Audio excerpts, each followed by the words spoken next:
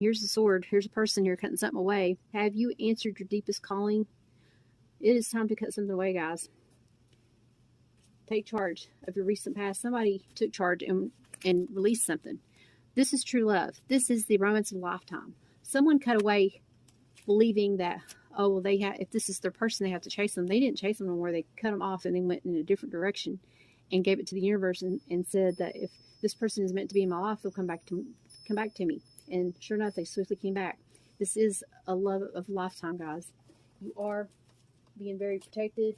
There is religious factors that you may have differences in. Now, in their recent past, we have the Nine of Thought coming in.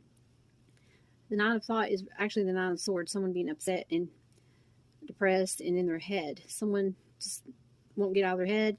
This says, stop being so hard on yourself and turn your thoughts toward the positive. There's no need to worry. Anticipating the worst isn't helpful. Now the heaven will provide a solution. If you're experiencing sleepless nights or anxiety on a challenge in your life, release the problem to the angels, guys. Release it to the angels above. On this one, it says, boundaries. Where do you need to establish better boundaries? So a lot of you are having to establish boundaries. You're standing your ground. You've been in your thought about how someone has treated you or behaved, and you have standards, and you're wondering if you should cut this person off, clean the slate.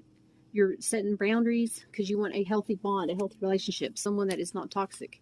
Here is heart-to-heart conversations. You're going to have a heart-to-heart conversation with this person and be very vulnerable and open and honest and discuss your feelings with each other. It's going to be reciprocal. This is a very happy, joyous moment, a very tight-knit bond. So far, I have not picked up if this is your life partner, a soulmate, or karmic twin flame. Let's see here. On this side, the obstacle that is before you is the Four of Abundance. Wow. So that's Four of Coins. Your obstacle is finances. It's time to reflect upon your relationship with money. Okay? Are you spending it too freely, or are you holding on to it tightly? This can also relate to how you give of yourself to others. Is your heart open, or are you holding back? Your hard work and your wise investments will bring great success. There is going to be abundance, but somebody is being a penny pincher and just keeping their finances to themselves. We also have Council of Light coming in. With the Council of Light, divine orchestration, helpers in the subtle realm. You are divinely guided, being very protected at this time right now. You may feel protection. You may feel like you have to protect yourself from spirits or something. You need to do some kind of cleansing. Stay in a positive mindset. Don't get in a dark space. That could be the obstacle, is that you need to step into the light, Council of Light. You need to stop holding back and show your true potential. There is codependency here. Somebody on this side does have codependency issues, and addictions are affecting your romantic life, and it causes you not to want to have romance because you're always at a different level in your brain where you're not attracted to a person to want to even have to do anything, and it's just a downer. So if you are trying to have romance or want to have romance, and the obstacle is that you can't physically get romantic, you may need to go seek for help, get counsel, get medical help. I'm no physician, but there's codependency. Somebody is depending on someone to satisfy them in some way or take care of them financially or something here. There's a Council of Light. There's helpers. There's somebody here that's willing to help you financially and help you wean yourself off this codependency. When you can control your bad addictions, are they addictions? The only way to find out if they're addictions is if you cannot stop whatever this is. If you cannot have control over it within 7 days, you're probably addicted to this, and that's when you need to seek for help. So if whatever bad habit you have, you're trying to break free from, and you can't break free from it within 7 days, you're having anxiety, you're having sleepless nights, sweating, not eating, or any kind of physical ailment, you need to go seek for help and stop doing whatever was causing you. If you're trying to wing off something, you need to go immediately to get physical attention, medical attention. But that's only if you feel the need that your body is in a different stage, because you're trying to break free from some kind of codependency, and you're you're just holding on for dear life. You don't know what to do. You're just, it's an obstacle. Now, the obstacle on this person's side, we have the Five of Thought. Wow. This is the Five of Swords coming in. The path you were on seemed like the right one, but now you've run into a challenge. There's a better direction for you that will make you much happier in the end. Changes are necessary so that you can get back on track. Avoid negative people who are draining or who are bringing unwanted drama into your life. It's like winning at all costs, basically, this person here. The energy that is attached to that is the Great Gathering. It's all coming together. Intuitive hits. Soul tribe. A lot of you are finally meeting your soul tribe. Spiritual tribe. The one that is meant to be with you. Your counter partner by the divine. Now, some of you are trying to figure out whether you should move forward. This is a sign of caution. You're trying to pay attention to the red flags. That's why you're watching this video. You're trying to get insight if this person is legit or not.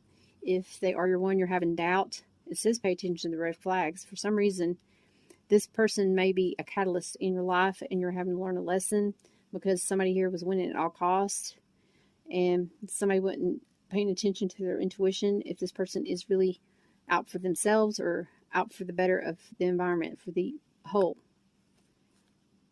I want to read what it says pay attention to the red flags says in the book, just because in the book the meaning is slightly different, a slightly different understanding of it.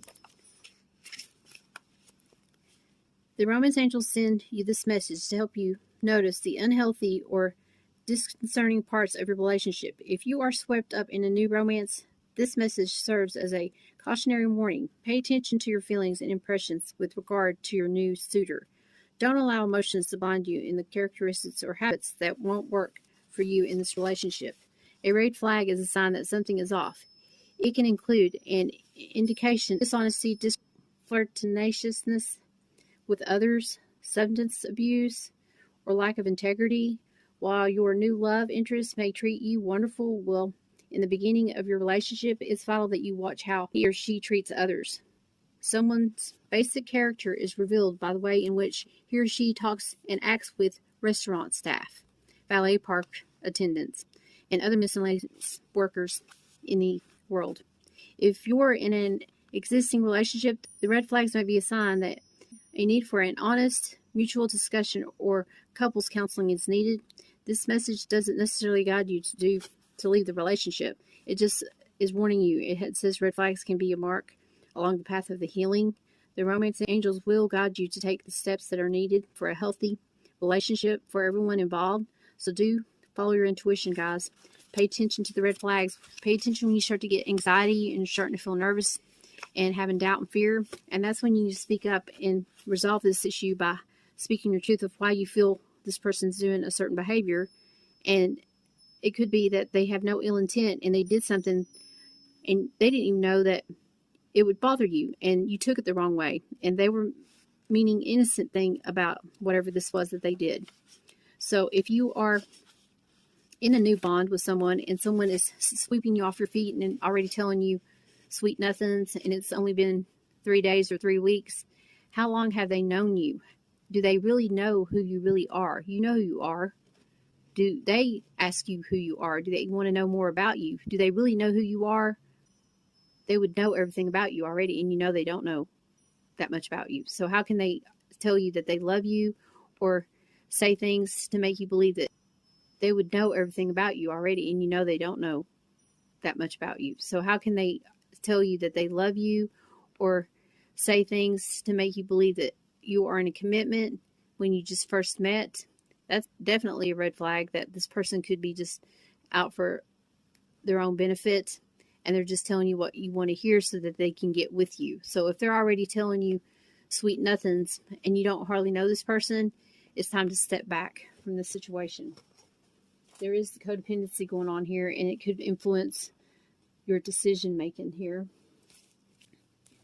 Now on influencing the situation here, that was the obstacle, and this is the obstacle on this side was that somebody wasn't really paying attention to their intuition basically and winning at all costs.